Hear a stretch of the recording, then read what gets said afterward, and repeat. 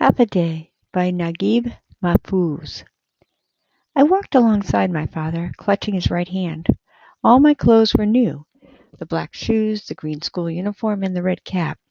They did not make me happy, however, as this was the day I was to be thrown into school for the first time. My mother stood at the window watching our progress, and I turned towards her from time to time, hoping she would help. We walked along a street lined with gardens and fields planted with crops, pears, and date palms. "Why school?" I asked my father. "What have I done?" "I'm not punishing you," he said, laughing. "School's not a punishment. It's a place that makes useful men out of boys. Don't you want to be useful like your brothers?" I was not convinced. I did not believe there was really any good to be had in tearing me away from my home and throwing me into the huge, high-walled building. When we arrived at the gate, we could see the courtyard, vast and full of boys and girls. "Go in by yourself," said my father, "and join them. Put a smile on your face and be a good example to others." I hesitated and clung to his hand, but he gently pushed me from him. "Be a man," he said. "Today you truly begin life. You'll find me waiting for you when it's time to leave."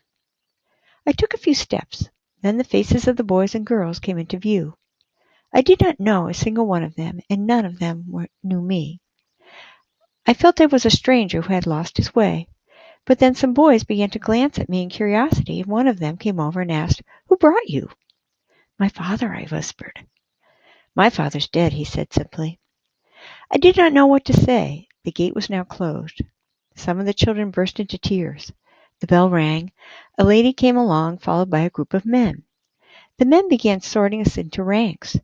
We were formed into an intricate pattern in the great courtyard surrounded by high buildings.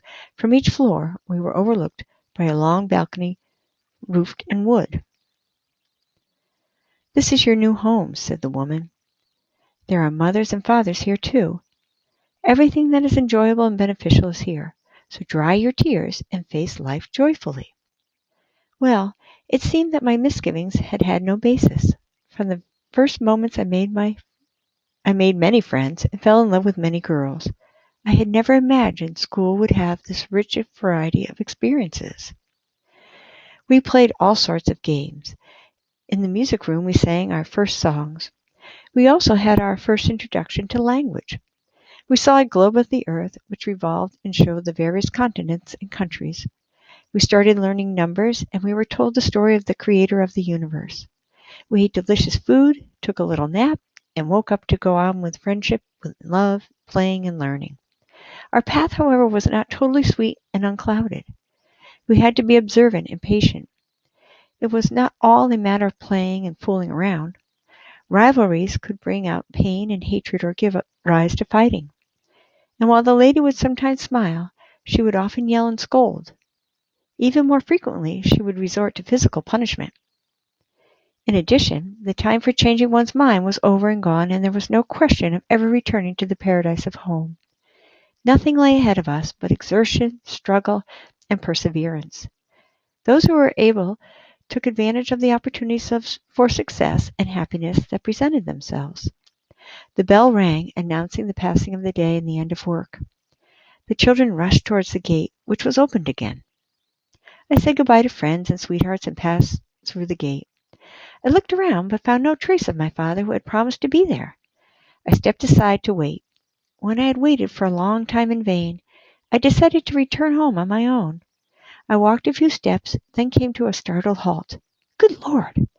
Where was the street lined with gardens? Where had it disappeared to? When did all these cars invade it? And when did all these people come to rest on the surface?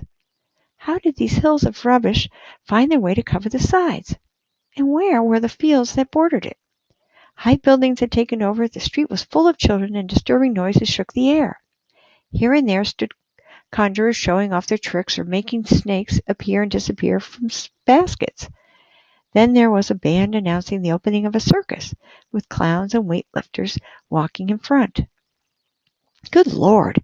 I was in a daze. My head spun. I almost went crazy.